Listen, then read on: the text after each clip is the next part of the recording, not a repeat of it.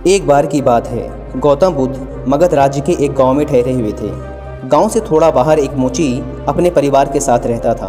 उस मोची के घर के पास एक तालाब था। एक दिन रोज की तरह मोची सुबह तालाब में पानी लेने गया। वहां उसने तालाब में एक बहुत ही अद्भुत पुष्प देखा। वह पुष्प देखने में बहुत ही सुंदर था और चमत्कारिक भी प्रतीत हो रहा था। मोची ने तुरंत ही अपनी पत्नी को बुलाया और वह पुष्प उसे दिखाया। मोची की पत्नी आध्यात्मिक और धर्म में आस्था रखने वाली थी। वह पुष्प को देखते ही समझ गई कि जरूर यहाँ से महान गौतम बुद्ध गुजरे होंगे। उन्हीं के प्रताप से यह पुष्प खिला है।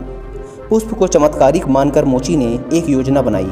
उसने अपनी योजना के बारे में अपनी पत्नी को बताया कि वह इस पुष्प को राजा को देगा और उनसे खूब सारी स्वर्ण मुद्राएं लेगा। उसकी पत्नी ने भी सोचा कि यह पुष्प उनके किसी काम का नहीं है, इसे राजा को ही दे दो, कम से कम कुछ कमाई तो होगी। पत्नी की सहमति के बाद मोची राजमहल की ओर निकल गया। राजमहल के रास्ते में उसे एक व्यापारी मिलता है।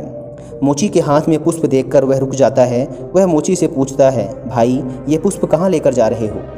मोची कहता है कि मैं यह पुष्प लेकर राजा के पास जा रहा हूँ। इसे राजा को भेंट करके मैं उनसे मुँह मांगा इनाम लूँगा।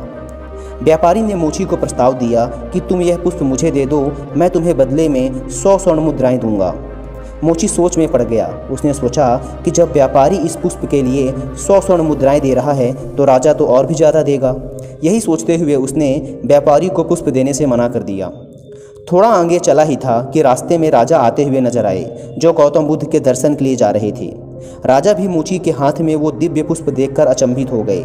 राजा ने मोची को पुष्प के बदले 1000 स्वर्ण मुद्राएं देने को कहा। यह सुनते ही मोची के मन में एक अजीब सी चेतना आई और वह राजा को पुष्प न देकर दौड़ता हुआ सीधे महात्मा बुद्ध के पास जा पहुंचा। महात्मा बुद्ध मोची को देखकर हैरत में पड़ गए। उन्होंने मोची से पूछा तो मोची ने उन्हें सारी बात बताई।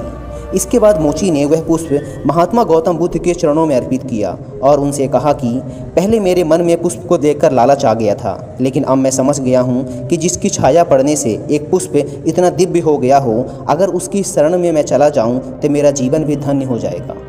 इसके बाद वह मोची जीवन पर्यंत महात्मा बुद्ध का शिष्य बना रहा। दोस्तों, इस कहानी ने हमें सिखाया है कि हमारी ज़िंदगी में हमें बहुत सी चीज़ें अपनी तरफ आकर्षित करती हैं, लेकिन हमें उनके लालच में ना फंसकर अपने ज्ञान का प्रयोग करके जीवन में सही राह को चुनना चाहिए। एक बार गौतम बुद्ध अपने शिष्यों के साथ भ्रमण कर रहे थे। भ्रमण करते समय सभी एक स्थान पर विश्राम के लिए बैठ गए। समय बिताने के लिए गौतम बुद्ध ने अपने शिष्यों को एक कथा सुनाई। किसी नगर में एक व्यक्ति रहता था। उसने दूसरे देशों के साथ बहुत व्यापार किया। उसने बहुत मेहनत की। उसकी मेहनत रंग लाई। उसने बहुत पैसे कमाए। अब उसकी गिनती उसके नगर के सबसे अमीर सेठों में होने लगी थी।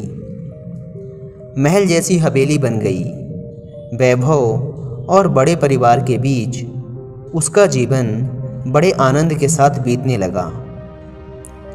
एक दिन किसी दूसरे नगर से उसका एक संबंधी आया। बातचीत के बीच उसने बताया कि उसके यहाँ का सबसे बड़ा सेठ गुजर गया। बेचारे की लाखों की धन संपत्ति पड़ी रह गई। बात सहज भाव से कही गई थी, पर उस आदमी के मन को डगमगा गई। अरे हाँ, उस सेठ की तरह एक दिन वह भी तो मर जाएगा। उसी क्षण से उसे बार बार मौत की याद सताने लगी। वह खुद से कहने लगा, अरे हाय, एक दिन मौत आएगी, उसे ले जाएगी और सब कुछ यहीं छूट जाएगा। मारे चिंता के उसका शरीर सूखने लगा। देखने वाले देखते कि उसे किसी चीज़ की कमी नहीं है, पर उसके भीतर का दुख ऐसा था जिसे वह किसी से कह भी नहीं सकता था। धीरे धीरे वह बिस्तर पर पड़ गया। बहुत इलाज कराया गया, लेकिन उसका रोग कम होने की बजाय बढ़ता ही गया। एक दिन एक साधु उसके घर पर आया। उस आदमी ने बेबसी से उसके पैर पकड़ लिए और रो रो कर अपनी व्यथा उसे बता दी। सुनकर साधु हंस पड़ा और बोला, तुम्हारे रोग का इलाज तो बहुत ही सरल है। उस आदमी के खोए प्राण मानो लौट आए हों। अधीर होकर उसने पूछा, स्वामी जी, क्या इलाज है? साधु ने कहा, देखो, मौत का विचार जब भी मन में आए, अपने आप से जोर से कहना, जब तक मौत नहीं आएगी मैं शांति और खुशहाली के साथ अपना जीवन जीऊँगा। इस नुस्खे को 7 दिन तक आजमाओ। मैं अगले सप्ताह आऊँगा।